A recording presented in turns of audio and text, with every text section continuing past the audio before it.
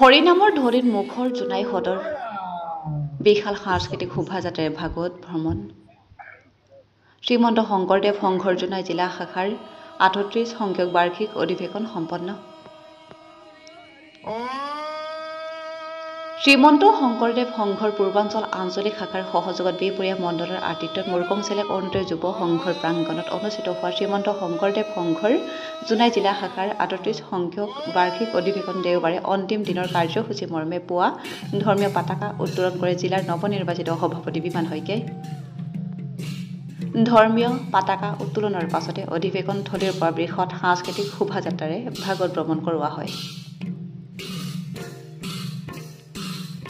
অৰুণোদয় যুৱ সংঘৰ বাকৰিৰ পৰা ওলোৱা এই বিশাল ভাগৱত ভ্ৰমণ কাৰ্যসূচীয়ে হৰিনামৰ ধ্বনিত মুখৰ কৰি তোলে জোনাই সদৰ।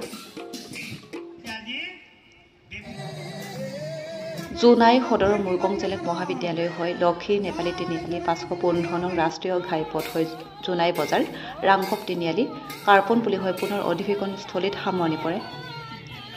অসম অৰুণাচল প্ৰদেশৰ সীমান্তৱৰ্তী জোনাইত অনুষ্ঠিত হোৱা এই বিশাল কাৰ্যসূচীত জিলাৰ বিভিন্ন প্ৰান্তৰ সহস্ৰাধিক ভকত বৈষ্ণৱ আই মাতৃ বাপসকলে অংশগ্ৰহণ কৰে। তদুপৰি বিভিন্ন জাতি জনগোষ্ঠীৰ সাংস্কৃতিক দলে অংশগ্ৰহণ কৰে। জয় গুৰু শংকৰ। শ্ৰীমন্ত শংকৰদেৱ সংঘ জোনাই জিলা শাখাৰ ৩৮ সংখ্যক বাৰ্ষিক অধিৱেশন ভাগি ৩ নং মুৰকং চেলেক অৰুণোদয় যুৱ সংঘৰ বাকৰিত যোৱাকালিৰ পৰা দুদিন ধৰি আৰম্ভ হৈছে। জয়তে যোৱাকালি কেইবাটাও বিশিষ্ট কাৰ্যসূচীৰ শেষত সন্ধিয়ালৈ সকলোৰে আগ্ৰহৰ যিখন মহামান্য প্ৰতিনিধি সভা, সেই প্ৰতিনিধি সভাভাগি যোৱাকালি অনুষ্ঠিত হৈ গৈছে। প্ৰতিনিধি সভাভাগিত আমাৰ যি ৯২ সংখ্যক বাৰ্ষিক অধিৱেশন হৈছিলে, সেই অধিৱেশনৰ এটি হিচাপৰ প্ৰতিবেদন টকা জয়তে সভাখনিৰ আৰম্ভতেই এইটো প্ৰকাশ হৈছে। আৰু তাৰপিছতে আমাৰ প্ৰতিনিধি সভাখনৰ বিষয় বাছনি সভা আছিল, পুৰণা কমিটিৰ পদত্যাগ আৰু বাৰ্ষিক যিখন আমাৰ প্ৰতিনিধি সভাভাগি উদ্বোধন কৰিছিল আমাৰ প্ৰাক্তন জিলা সম্পাদক মৰিধল আঞ্চলিক শাখাৰ শ্ৰদ্ধাৰ বজেন গগৈ বাপজনাই।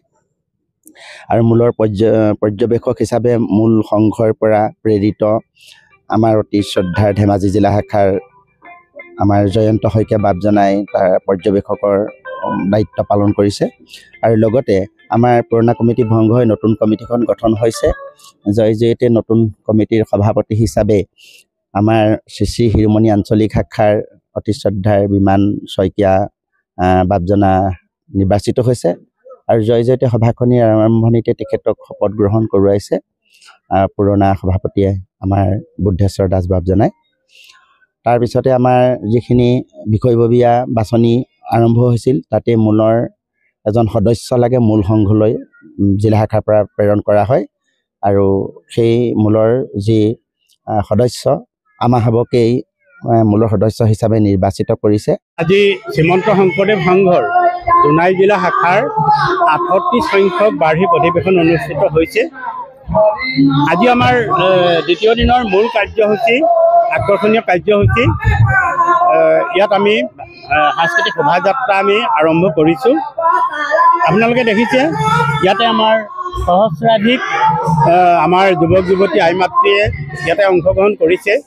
আমি শ্ৰীমন্ত শংকৰদেৱ দেৱৰ মহামন্ত্ৰৰে এখন সাম্য মৈত্ৰী বিভেদহীন প্ৰভেদহীন আমি সমাজ গঢ়িবৰ কাৰণে আমি চেষ্টা অব্যাহত ৰাখিছোঁ। আমাৰ জোনাই জিলাখন হৈছে বিভিন্ন জাতি জনগোষ্ঠীৰ মিলন ভূমি।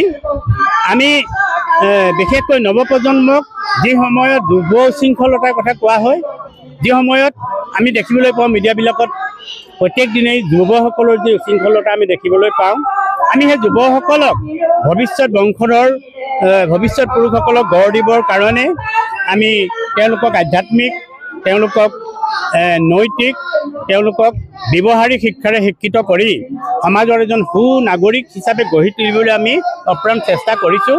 আপোনালোকে দেখিছে আমাৰ সেৱা বাহিনী, আমি যুৱসকলক সেৱা বাহিনী নামেৰে আমি এটি বিভাগ খুলি লৈছোঁ। আৰু সেই যুৱসকলক আমি সকলো দিশৰ পৰা আগবাঢ়ি যাবৰ কাৰণে আমি অনুপ্ৰেৰণা যোগাইছোঁ।